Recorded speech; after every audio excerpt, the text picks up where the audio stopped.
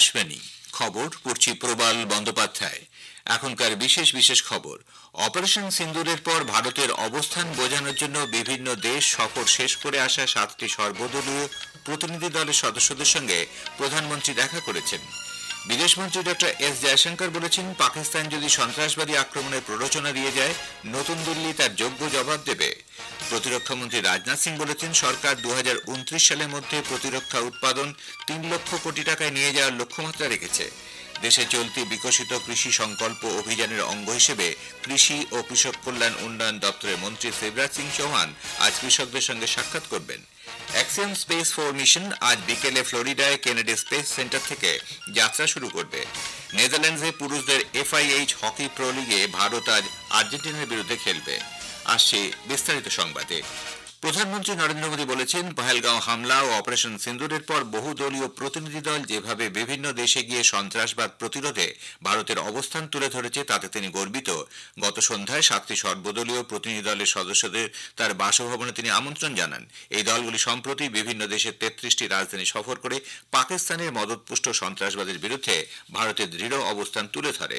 প্রধানমন্ত্রীর বাসভবনে অনুষ্ঠিত এই বৈঠকে সংসদ বিষয়ক মন্ত্রী কিরেন রিজিজু, DMK সাংসদ কানিমোড়ি, বিজেপি সাংসদ রবিশঙ্কর প্রসাদ, অনুরাগ সিং ঠাকুর, মাসুরি স্বরাজ, নিশিকান্ত দুবে, কংগ্রেস সাংসদ শশী থারুর এবং মনীষ তিওয়ারি সহ অন্যরা উপস্থিত ছিলেন। পরে সোশ্যাল মিডিয়া পোস্টে শ্রী মোদী বলেন, এই প্রতিনিধি দলের সদস্যরা শান্তি স্থাপনে ভারতের অঙ্গীকারবদ্ধতা এবং সন্ত্রাসবাদ নির্মূল করার প্রয়োজনীয়তা সম্পর্কে অন্যদের সামনে যথাযথভাবে তুলে ধরতে সক্ষম হয়েছেন। যেভাবে তারা ভারতের দৃষ্টিভঙ্গি সকলের সামনে উপস্থাপন করেছেন তাতে গোটা দেশই রীতিমতো গর্ব অনুভব করে। প্রতিনিধি দলের সদস্যরাও বিভিন্ন দেশ সফরকালে তাদের নানা অভিজ্ঞতা প্রধানমন্ত্রীর সঙ্গে ভাগ করে নেন। কংগ্রেস সাংসদ শশী থারুরের নেতৃত্বে সংসদীয় প্রতিনিধি দলটি 5 দেশ সফর শেষ করে গতকাল ভারতে ফিরে এসেছে। শেষ পর্বে মার্কিন যুক্তরাষ্ট্র থেকে দেশে ফিরে ওই প্রতিনিধি দলের সদস্যরা দেশের জন্য কিছু করার সুযোগ দেওয়ার জন্য প্রধানমন্ত্রীকে ধন্যবাদ জানান। I think he saw this as an opportunity to thank the delegations for their service, and he was very pleasant. He spent more than an hour with all of us. It was not a formal meeting at all. There were no formal speeches, or even those of us who had given him our reports on the trip did not present those reports or speak to them particularly, but it was a good, lively, informal conversation. এদিকে বিদেশমন্ত্রী S Jaishankar প্রাক্তন সাংসদ ও কূটনীতিবিদদের নিয়ে গঠিত এই প্রতিনিধি দলের সদস্যদের সঙ্গে ইতিমধ্যেই দেখা করে পাক মদতপুষ্ট সন্ত্রাসবাদের বিরুদ্ধে ভারতের মনোভাব বিশ্বের সামনে তুলে ধরার ক্ষেত্রে তাদের গুরুত্বপূর্ণ অবদানের ভূয়সী প্রশংসা করেন। বিদেশমন্ত্রী ডক্টর সুব্রমণিয়াম জয়শঙ্কর সীমান্তপারে সন্ত্রাসবাদের বিরুদ্ধে ইসলামাবাদকে সতর্ক করে দিয়ে বলেছেন, পাকিস্তান যদি সন্ত্রাসবাদী আক্রমণের প্ররোচনা দিয়ে যায়, নতুন দিল্লি তাহলে ছেড়ে কথা বলবে না। আমেরিকা একটি রাজনৈতিক ডিজিটাল সংবাদপত্রের সাক্ষাৎকারে তিনি বলেছেন, সন্ত্রাসবাদ গোটা বিশ্বের কাছে ভয়ঙ্কর সমস্যা। পহেলগাঁওয়ের সাম্প্রতিক হামলার মতো আবারও কোনো জঘন্য বর্বরোচিত আক্রমণের ঘটনা ঘটানোর চেষ্টা করা হলে সন্ত্রাসবাদী গোষ্ঠীগুলি তাদের মদতদাতাদের বিরুদ্ধে কড়া পদক্ষেপ নেওয়া হবে বলেও তিনি স্পষ্ট জানান। ইউরোপ সফররত এস জয়শঙ্কর বলেন, পাকিস্তান প্রকাশ্যে হাজার হাজার জঙ্গিকে প্রশিক্ষণ দিয়ে ভারতে পাঠাচ্ছে, কিন্তু অপারেশন সিন্দুর যে এখনো শেষ হয়ে যায়নি সে কথা তিনি তাদের স্মরণ করিয়ে দেন। Prime Minister Modi says Operation Sindoor is not over. There's a clear message there. So we reserve the right to go after terrorists anytime, anywhere, if they have done harm to our people. We are more than unbroken, we are very determined. And this time we wanted to send that message, saying enough is enough. প্রতিরক্ষামন্ত্রী রাজনাথ সিং বলেছেন, সরকার 2029 সালের মধ্যে প্রতিরক্ষা উৎপাদন 3 লক্ষ কোটি টাকায় নিয়ে যাওয়ার লক্ষ্যমাত্রা রেখেছে। গতকাল দেরাদুনে জাতীয় নিরাপত্তা ও সন্ত্রাস সংক্রান্ত এক সম্মেলনে তিনি বলেন, দেশের রপ্তানি ক্ষেত্রে এই সময়ের মধ্যে 50,000 কোটি টাকায় পৌঁছে যাবে। প্রতিরক্ষামন্ত্রী বলেন, 2014 সালের প্রতিরক্ষা উৎপাদন 40,000 কোটি টাকার মতো ছিল, এখন তা 1.30 লক্ষ কোটি টাকা ছাড়িয়ে গেছে। তিনি আরও বলেন, এই বছর সরকার প্রতিরক্ষা উৎপাদনের লক্ষ্যমাত্রা 1.75 লক্ষ কোটি টাকা রেখেছে। প্রতিরক্ষা সরঞ্জাম রপ্তানি 2024-25 আর্থিক বছরে 23,622 কোটি টাকা অতিক্রম করেছে।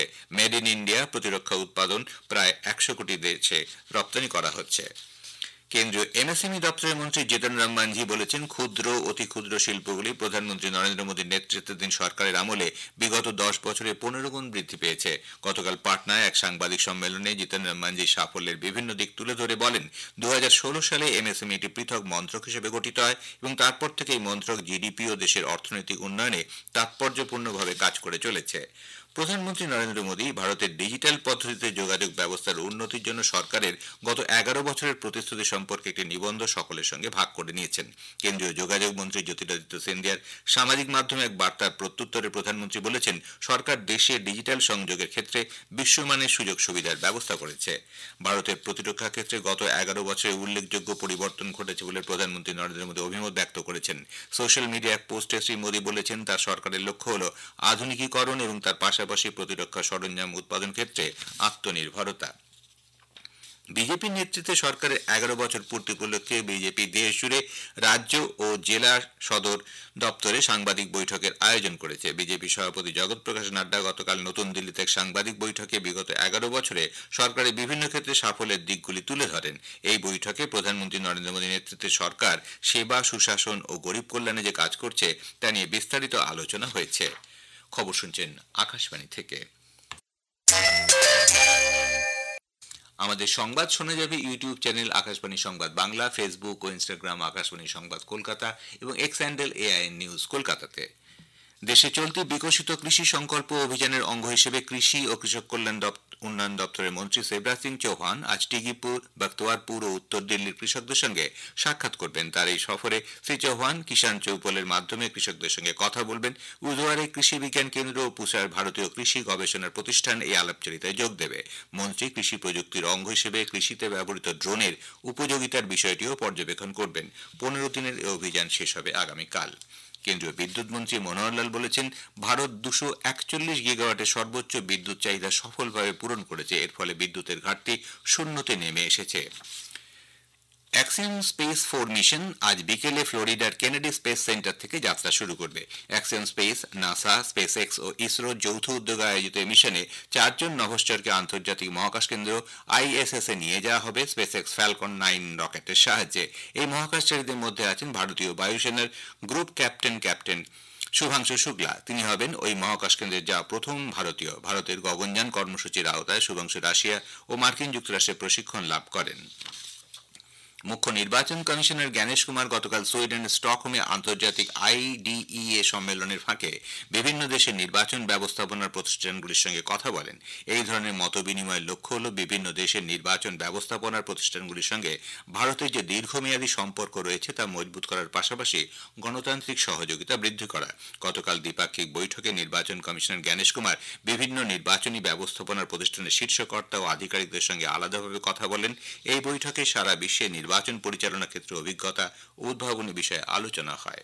কেন্দ্রীয় বাণিজ্য ও শিল্পমন্ত্রী পীযূষ গোয়েল গতকাল বার্নে সুইস ফেডারেল কাউন্সিলর কাইফ বার্মেলেনের সঙ্গে যন্ত্র, বৈদ্যুতিন সরঞ্জাম, ধাতু শিল্প সংক্রান্ত এক বাণিজ্য বৈঠকে যৌথভাবে সভাপতিত্ব করেন। বৈঠকের পর শ্রী গোয়েল বলেন, তারা উদ্ভাবনী, অংশীদারিত্ব ক্ষেত্র বৃদ্ধি এবং যৌথ শ্রমশক্তিকে আরও এগিয়ে নিয়ে যাওয়ার বিষয়ে গুরুত্ব সহকারে আলোচনা করেছেন। আজ শ্রী জগন্নাথ দেবের স্নান যাত্রা। জ্যৈষ্ঠ পূর্ণিমা তিথিতে জগন্নাথ দেবের স্নান যাত্রা পালিত হয়ে থাকে। জগন্নাথ দেবের স্নান যাত্রাকে শ্রী জগন্নাথ দেবের আবির্ভাব তিথি হিসেবেও উল্লেখ করা হয়।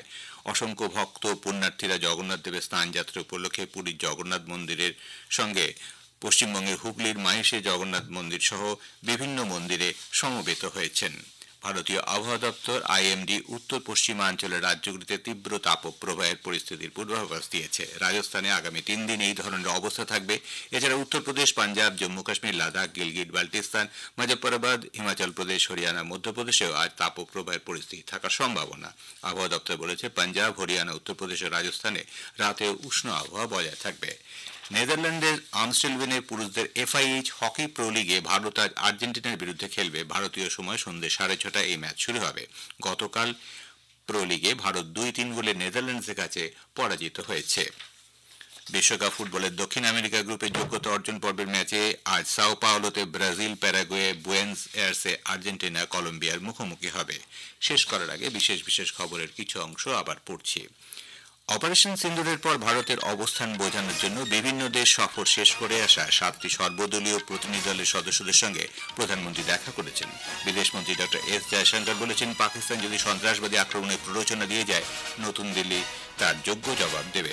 প্রতিরক্ষামন্ত্রী রাজনাথ সিং বলেছেন, সরকার 2029 সালের মধ্যে প্রতিরক্ষা উৎপাদন 3 লক্ষ কোটি টাকায় নিয়ে যাওয়ার লক্ষ্যমাত্রা রেখেছে। খবর শেষ হলো, এরপর শুনুন স্থানীয় সংবাদ।